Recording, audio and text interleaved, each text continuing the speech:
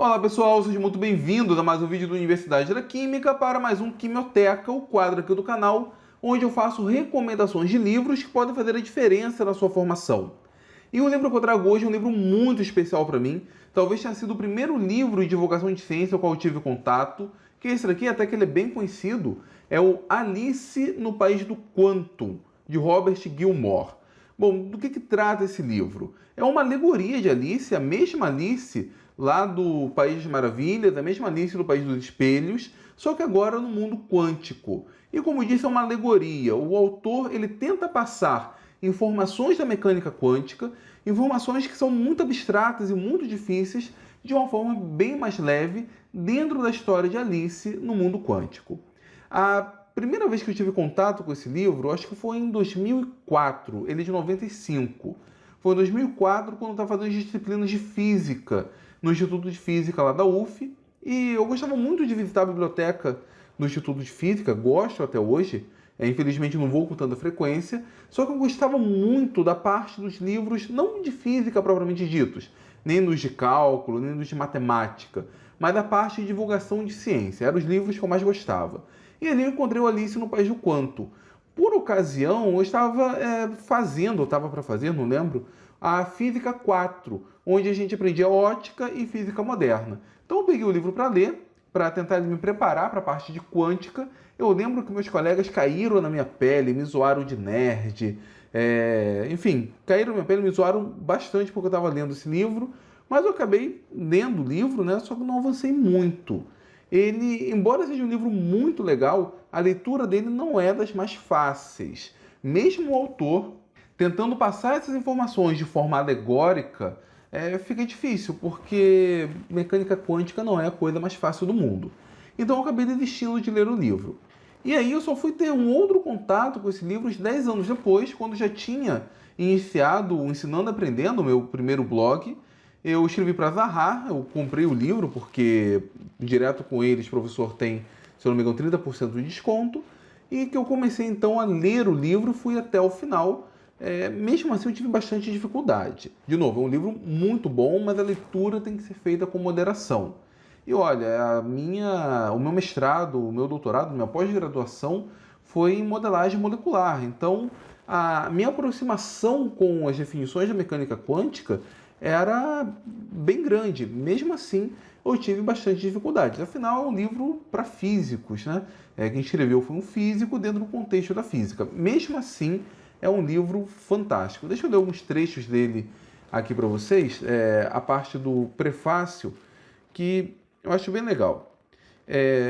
O autor, então, ele começa na verdade, em um determinado trecho aqui ele diz: esse livro é uma alegoria de física quântica no sentido dicionarizado de uma narrativa que descreve um assunto sob o disfarce de outro.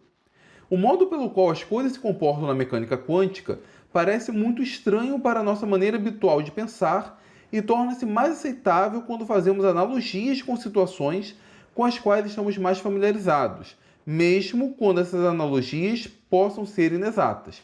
Que é o que ele faz, várias analogias de Alice nesse mundo quântico com a mecânica quântica real, vamos dizer assim. Aí em outro trecho, ele diz assim, o autor é bem sincero no prefácio: vários aspectos pelos quais a teoria quântica descreve o mundo podem parecer absurdos à primeira vista, e possivelmente podem assim parecer da segunda, terceira e 25ª vez. É, no entanto, o único jogo na cidade. A antiga mecânica clássica de Newton e seus seguidores é incapaz de dar qualquer tipo de explicação para os átomos e outros microsistemas. A mecânica quântica concorda muito bem com a observação. Os cálculos são frequentemente difíceis e entediantes, mas, onde forem efetuados, se adequaram perfeitamente ao que fora realmente observado. E aí, então, ele começa o livro com várias analogias, com várias comparações entre esse mundo esquisito e a mecânica quântica. Por exemplo, logo no começo, Alice encontra os elétrons. E os elétrons ficam pulando de um lado para o outro, eles não ficam parados. Essa é uma forma de descrever o princípio da incerteza. Nós não podemos ter real exatidão da posição do elétron e do seu momento. Então ele não pode ficar parado, ele tem que estar em constante movimento.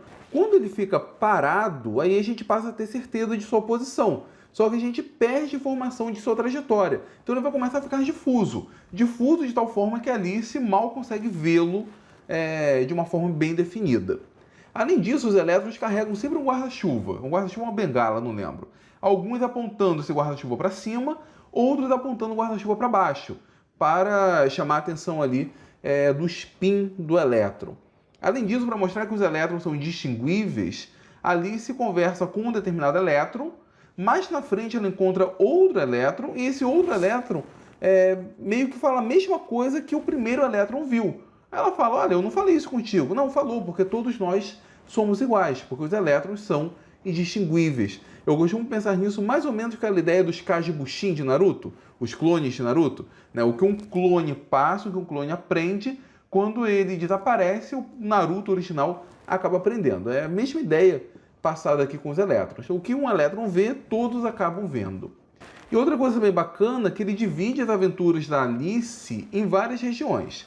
Por exemplo, no começo ele explica o país do quanto, propriamente dito, mas logo depois ele passa para o Banco de Heisenberg. O Banco de Heisenberg tem uma placa bem legal. Insatisfeito com seu estado? Gostaria de passar para o nível mais alto? Ajudaremos você a fazer a transição por apenas 10 eletronvolts. E oferta sujeita à limitação usual da exclusão de Pauli, onde não for possível fazer a transição, ele acaba não fazendo, mesmo pagando os 10 eletronvolts. Então, tem o Banco de Heisenberg, tem a Escola de Copenhague, tem o Instituto de Mecânica, tem a Academia Fermi-Bose, onde nós temos vários férmions e vários bósons aprendendo ali na academia. Tem o Castelo de Rutherford, quando a Alice começa a aprender algo relacionado ao núcleo, afinal, o Rutherford é o pai do núcleo atômico. Enfim, é um livro que tenta passar todos esses conceitos que são bem densos, bem pesados, bem complicados, de uma forma mais leve. Só que, lembrando, o autor tenta fazer isso, mas precisamos ler com cuidado.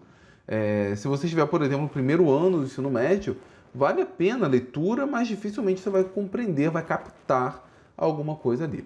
Essa, então, é a recomendação do Quimioteca de hoje, Alice no País do Quanto. Um livro muito bacana, vale muito a pena a leitura, mesmo que você não entenda tanto.